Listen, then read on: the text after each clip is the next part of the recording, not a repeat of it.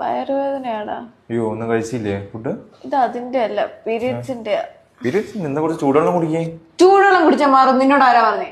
എണീറ്റ് പോയെ ചൂടുവെള്ളം കുടിക്കാൻ.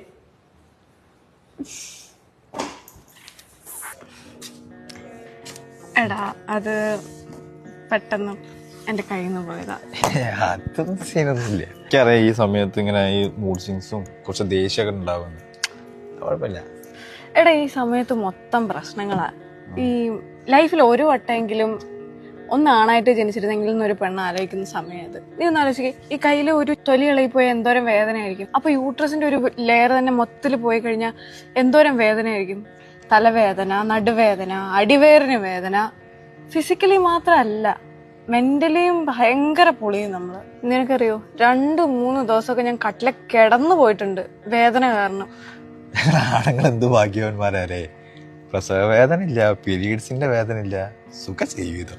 പക്ഷെ ലൈഫിന്റെ രണ്ടറ്റം കൂട്ടിമുട്ടിക്കാനുള്ള പെയിൻ അത് നിങ്ങൾക്കല്ലേ?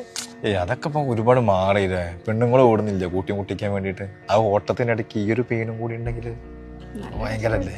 ഒരു മാസം ഒരു പെൺകുട്ടി എന്തോരം മൂഡിലൂടെ കിടന്നു പോകണമെന്നറിയോ നിനക്ക്? പീരീഡ്സിന് മുമ്പ് ഒരു മൂഡ്, പീരീഡ്സ് തുടങ്ങി 2 ദിവസം കഴിഞ്ഞൊരു മൂഡ്, പീരീഡ്സ് കഴിയുമ്പോ ഒരു മൂഡ്, പിന്നെ ഓവുലേഷൻ ടൈമിലാണ് ഒടുക്കത്തെ മൂഡ്. ഒരു പ്രത്യേകതരം ജീവിതല്ലേ.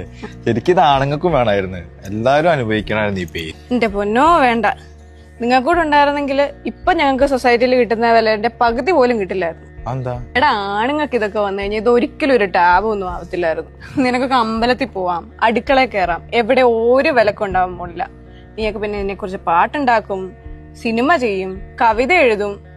ഈ പീരിയഡ് സമയത്ത് കഷ്ടപ്പെട്ട് ജോലി എടുത്ത ആണുങ്ങളുടെ വേദനയെ വാഴ്ത്തിപ്പാടി നിങ്ങൾ ചരിത്രങ്ങൾ വരെ ഉണ്ടാക്കും. അത് കേട്ട് കുറെ പെണ്ണുങ്ങൾ അലിഞ്ഞില്ലാണ്ടാവും. എന്തിനാ ഒത്തിരി പറയുന്നേ? മെൻസ്ട്രേഷൻ എന്ന് പറയുന്നത് ആണത്വത്തിന്റെ ലക്ഷണം വരെയാവും.